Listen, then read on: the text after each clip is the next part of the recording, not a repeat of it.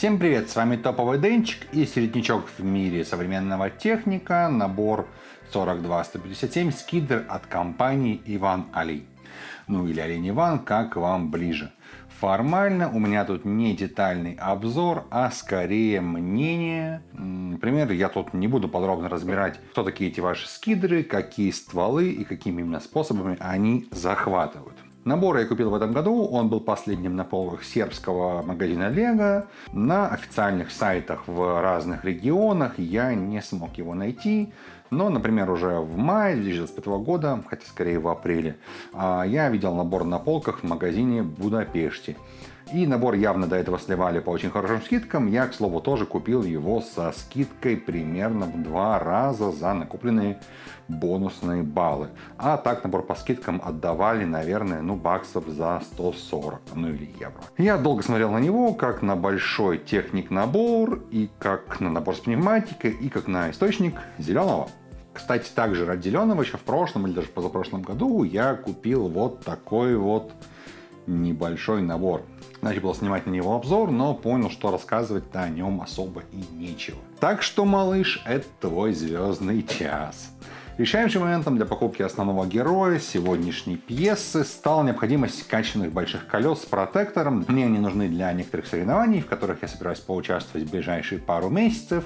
Правда, пока не уверен, что в связи с своими переездами я успею что-нибудь собрать. Поглядим, увидим. В крайнем случае, поеду как зритель. Для контекста скажу, что у меня есть два пневмонабора уже.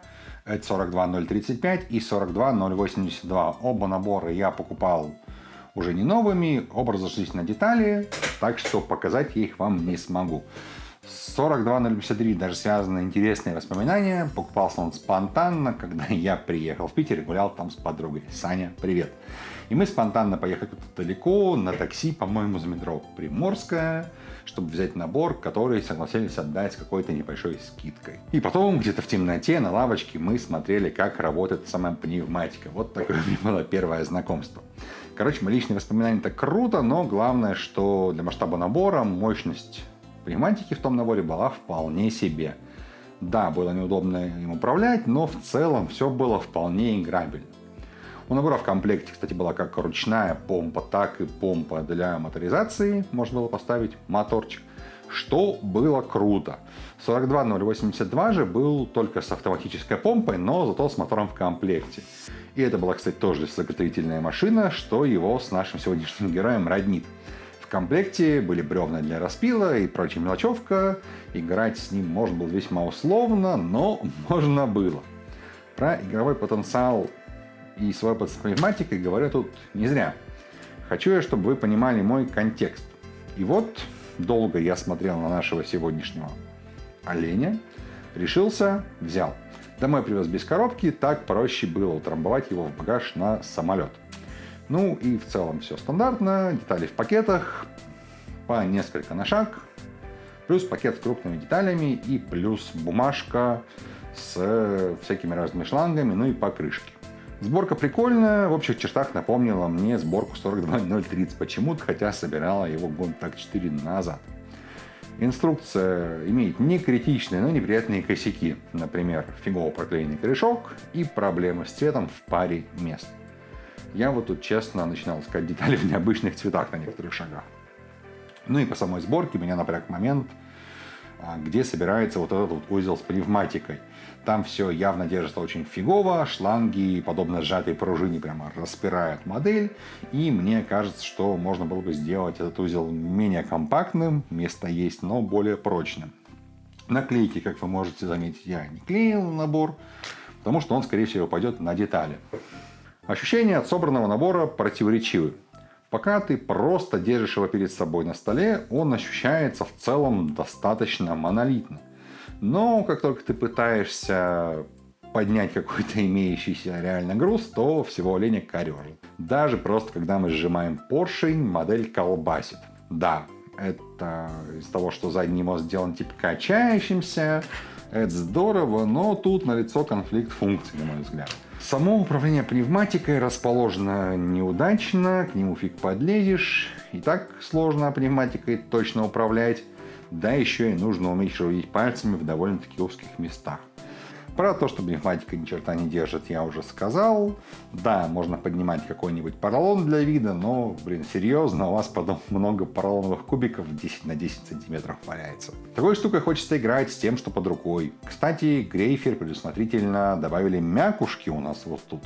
Но только почему-то их не добавили в верхнюю балку, так что смысла в них, очень мало.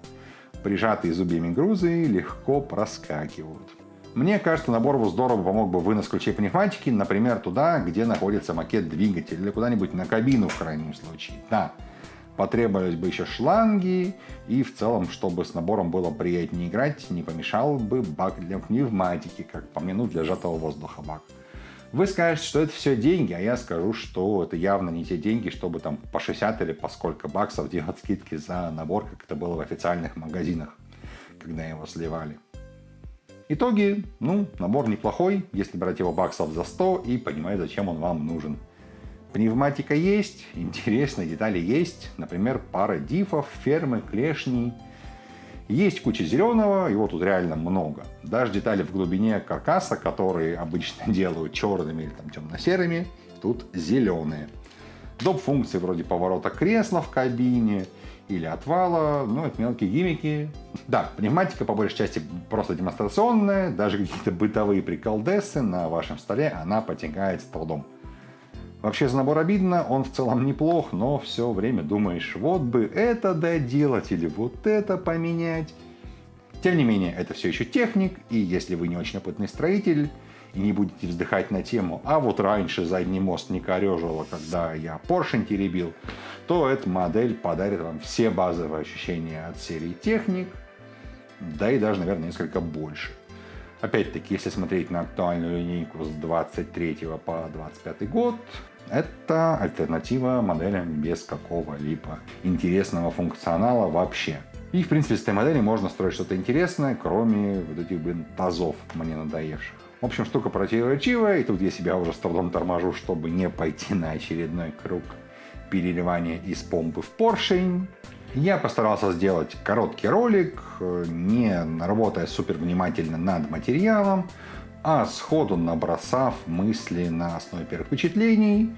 Напишите, как вам ролик, нажмите, пожалуйста, на кнопочку с пальцем вверх, если ролик вам понравился. До встречи в других видео. Пока.